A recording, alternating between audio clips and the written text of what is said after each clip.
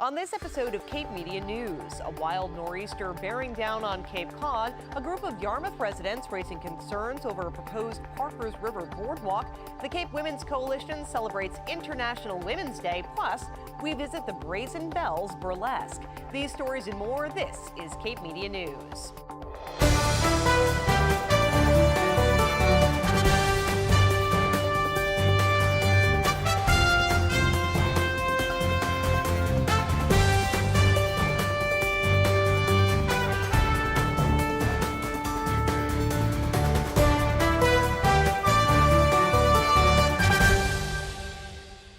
Hello everyone, I'm Sarah Colvin, your host for Cape Media News, your local authentic Cape Cod newscast. Well, it's wild and windy out there as we bring you this week's episode. Our own Paula Hersey took a drive to Corporation Beach in Dennis this morning and got this footage. As you can see, the waves are wild and the water is drawing closer to the parking lot.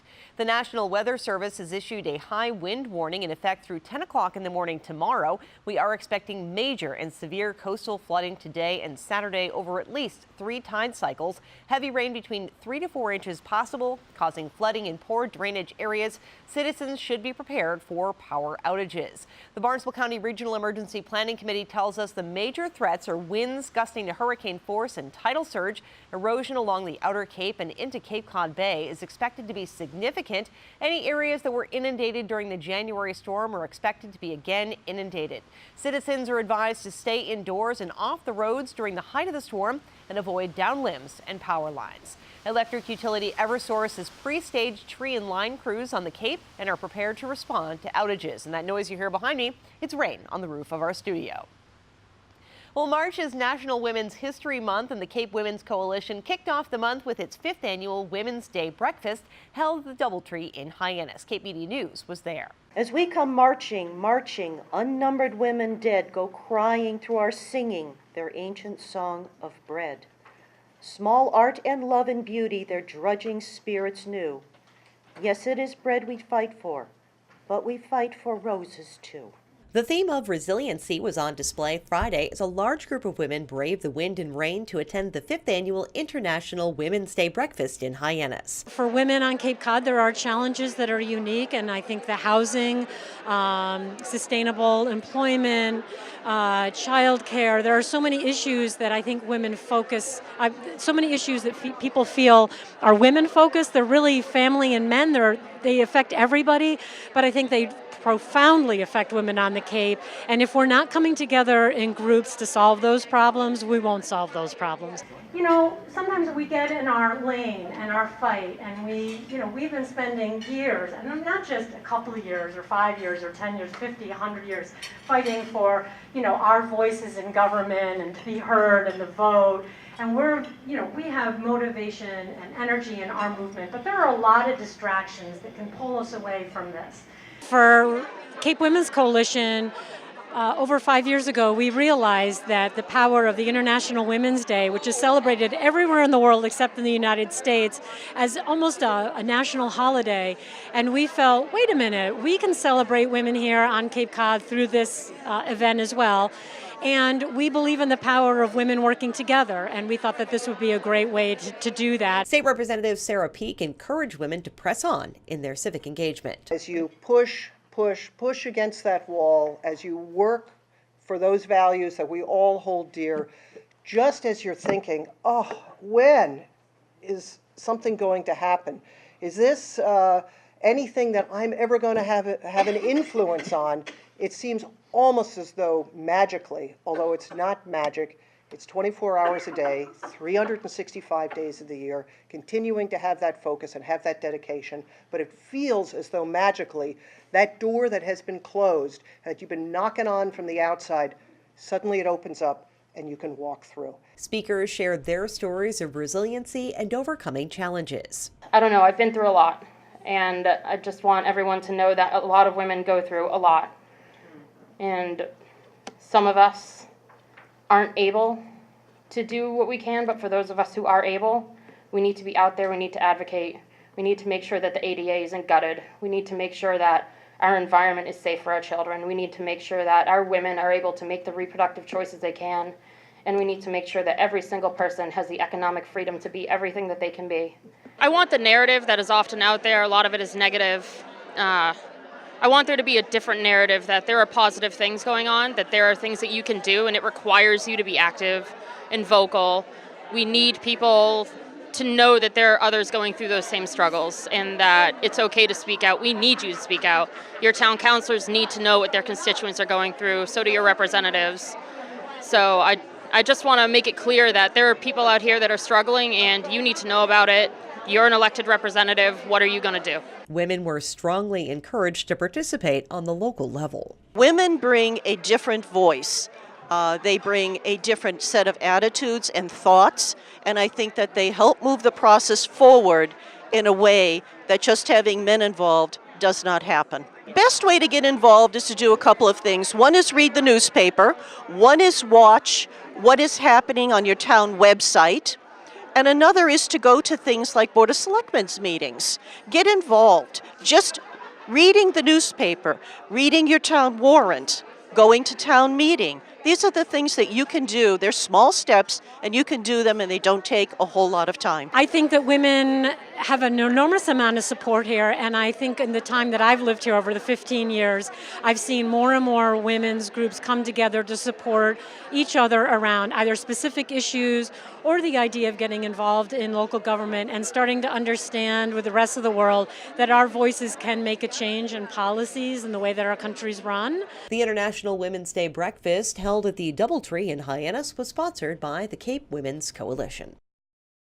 Up next, a Yarmouth resident tells us his concerns about plans to build a boardwalk across Parkers River. Bye, Janet. It's nice seeing you again. You look good, girl. Just let me know what I can do to help. Well, to help me, she'd have to help every day. Every hour, every ouch, every time my wife calls for help. I mean, maybe she could help me make her lunch. But the crust, all the crust has to be cut off the corners. She could help me run to the doctor for the 5th time this week. Help me with the specialist and the second opinions and the painful paperwork about paperwork. Help me deal with how hard it is seeing my wife's name on so much paperwork. But this is on me. I'm the only one who can do this, like this, for her. Besides, Take care. we will. Janet doesn't like her cooking anyway. Find support for your strength. Visit aarp.org/caregiving for care guides and community. Plans to revamp an old abandoned drive-in in Yarmouth into a park are under discussion. Part of the plan includes construction of a boardwalk. We visited with Brian Coble. He's the president of the Gateway Isles Association. He and fellow residents are concerned about potential impacts of the proposed walkway. It's been a long time since movies were shown at this one-time drive-in theater along Route 28 in Yarmouth. The town bought the 22-acre parcel of land in 1985 for recreational purposes. The latest plan is to create a riverside park and a connecting boardwalk to Seagull Beach. The drive-in site utilization committee was formed in April 2015. They've recommended a phased development approach, with the first phase including a Riverwalk Park and boardwalk. But some residents, including Brian Coble, president of the Gateway Isles Association, are raising concerns about the potential environmental impacts of the boardwalk. The first reaction was, once we saw the bid that had gone out for a feasibility study on the committee's concept, was how on earth did developing the drive-in site become developing the drive-in site as well as the entire Parkers River Marsh all the way down to Seagull Beach? His interest is in preserving the natural beauty of Parkers River Marsh. It's just a natural regional treasure. And, there's not much left in South Yarmouth, if at all, in terms of land of this quality and beauty that needs to be preserved. And I think, preservation requires a certain level of advocacy for that. But the actual building of the boardwalk to, basically dissect the marsh, how are you going to police it? If there's pollution and all, how's that going to be picked up and monitored? So there's definitely an impact of the boardwalk itself on the marsh. Then if you look at it from the perspective of the natural wildlife here. I think the term that one of our residents, who's a former park ranger in Colorado, he says it's called human pressure. Okay, so if there were a boardwalk and people walking up and down it all the time, the natural response of animals is to move further away. But if you look at, how this marsh is situated, there's no room for that. Coble has gathered signatures to place an item on the spring town meeting warrant. Town meeting, again, scheduled, I think the exact date is May 5th. What has to happen from here forward is the committee needs to summarize their recommendations. The selectmen need to review that, decide their position, and then either take it forward to town meeting or not. So there's a few steps left to go. To prepare for that, I filed a warrant article with the town to make sure that I get the chance, with some experts, from our community here, to address the selectmen specifically on our side of the discussion. And, at that point, it's up to the selectmen and then ultimately up to the voters. The homeowners here are quite active, and we have quite a few people, again, from both sides of the marsh, other parts of Yarmouth, that are very concerned about the development from two primary perspectives, as we've discussed, the environmental impact, but also the tax impact. So what we've done to spread the word is we've had, I think, very vociferous opposition at the town meetings, especially the committee meetings. We have our own website that has published our views for anyone to see from day one. We've gone old school with some hanging signs out at the pedestals entering Gateway Isles, a sign that I keep on the river all summer long. We're grassroots. We're just homeowners. We're not a big organization. You can learn more about the proposed project at the town's website, yarmouth.ma.us. Springtown meeting is May 5th. Later on, we'll get a look inside Cape Cod's only burlesque troupe. When it's time for me to replace items that I use every day that contain mercury, I try to remember some very important things. Throwing out items that contain mercury is harmful to the environment. Actually, it's simple and easy to collect and recycle them safely. I can go online and visit mass.gov/DEP to find out a proper mercury disposal location nearest me. Such a small amount of effort really can make a huge difference. Keep mercury contained and out of our environment. Visit mass.gov/DEP for more information. There are plenty of adorable adoptables waiting for forever homes at the Cape Cod MSPCA in Centerville. Let's meet some of them now. Let's go inside the Cape Cod MSPCA, where this week we meet adorable adoptables Zulu the guinea pig, Reese's the tortie, Paul the fancy rat, and Layla the lovable pit mix.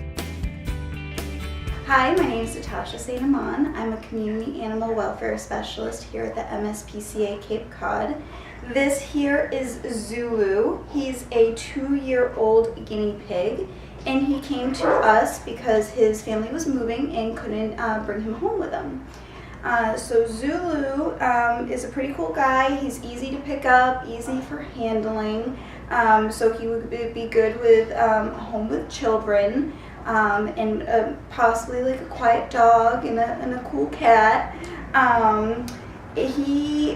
Guinea pigs are extremely social animals, so they do best having a buddy. So if someone has a guinea pig at home, he would love a new guinea pig friend. So his adoption fee is $25. What you'll need at the time of adoption is a picture of both enclosures if you have another guinea pig that you plan on having Zuzu temporarily in, and then the one you plan on having both guinea pigs in. This is Reese's. She is a 4-year-old tortie, and she came to us here at the MSPCA when her owners no longer had time for her. She is very playful, loves to explore, but also extremely affectionate. She definitely has that thing called tortitude. So, she'll let you know when she's not in the mood for any affection. She kind of wants to do her own thing. Reese's adoption fee has been sponsored by a generous donor. So if you are interested in having a very playful kitty, indoor kitty, come here to the MSPCA. This is Paul. He's roughly 8-month-old rat who came to the MSPCA because he was in a hoarding case of 80+ rats. Because he came from a hoarding case, he's very undersocialized and a bit camera shy and not used to a lot of handling yet. So he's actually out back in the shelter and not in the lobby with the rest of the small animals to help reduce his stress. So if you're interested in a rat and meeting Paul, make sure to just ask one of the staff members so we can bring you on back to meet him. He's definitely going to need someone who's had previous rat experiences that can give him the time and patience that he's going to need for getting him to come out of his shell. This is Layla. She is a 6-year-old pit bull mix. She came to us at the shelter because she had a lot of energy and her owner no longer had time for her. She has been here with us for 7 months now. The ideal home for Layla would be a home without cats, kids, or other dogs. So if you want to meet her, just come on in and ask the staff member for more information about her and how you can meet her in person. You can visit Zulu, Reese's, Paul, Layla, and many more adorable adoptables at the MSPCA 1577 Route 28 in Centerville. Well, did you know that Cape Cod has its very own burlesque troupe, bringing the classic art form to the stage in Falmouth? Cape Media News' Gabrielle Rawson reports. Winters on Cape Cod are not as cold as they once were thanks to Cape Cod's only burlesque troupe, the Brazen Bells. We met up with them on Valentine's Eve at the Highfield Theater as they were preparing for their annual Valentees. Founder Agnes Hirschfield opened up to us. I am Agnes Hirschfield. My stage name is Pepper Grinds, and I founded the Brazen Bells Burlesque in 2011, and we started performing in April of 2012. Now everybody, if you're in the game, within the strokes of one, don't take no rebound, don't take no stride. We've had so many people come to our show and say, I didn't know what to expect. I was nervous, I was scared, I came, and I'm so thankful that I did. I'm gonna come back forever. My stage name is Sundown Shenanigans, and I've been with the troupe since it started. I actually went to high school with the founder. We ran into each other over 5 years ago, and she said, hey, I remember you being funny in high school. You wanna join a burlesque troupe? And I said, sure. What's burlesque? The centuries-old art of burlesque has its roots in theatrical parody. Simply translated, burlesque means joke or mockery. The Brazen Bells have elevated this classic art form by blending cabaret-style striptease, comedic dance, and even opera.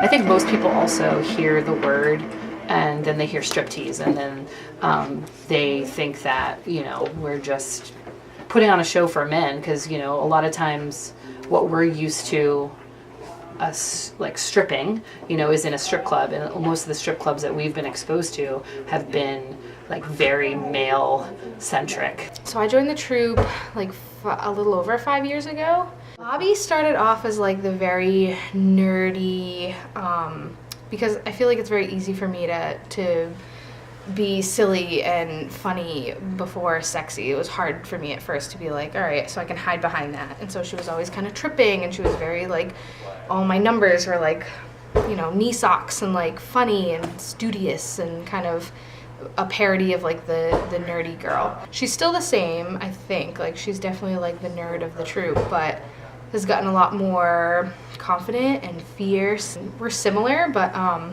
she's definitely more ballsy than I am, I think.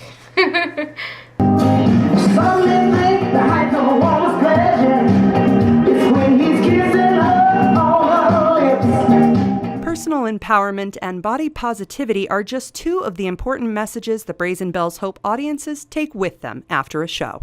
My stage name is Lacey Stiletto. I'm Sylvie Bullitt. We both have 2 kids at home. Around the same age, 6 and 8. Yeah, during the day I'm mom. Lacey Stiletto! Sylvie Bullitt!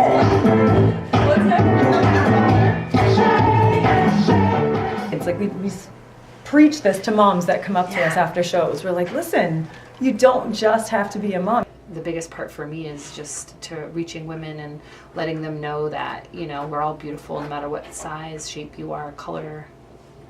You know, we're burlesque is diverse, and so is obviously so are women. I think it's very important for the audience to know that we're having fun and we're not faking it, and we're genuinely happy to be up there and making people laugh, making people smile, even if it's just, 2 hours out of someone's life that, they're not thinking about everything else that's going on in this crazy world, then we've done our job. For Cape Media News, I'm Gabrielle Rawson. Well, it is March 2nd, which means that spring is just 19 days away. We gained more than an hour of daylight in the month of February. In March, we'll gain about an hour and a half. The days will increase a little more than 2.5 minutes per day. And don't forget, we changed those clocks on March 10th. Spring forward 1 hour. That'll mean it'll be a little darker in the morning, but we'll gain that light back in the evening. Well, that's it for this week's edition of Cape Media News. You can send comments, questions, and news tips to news@capemedia.org. I'm Sarah Colvin.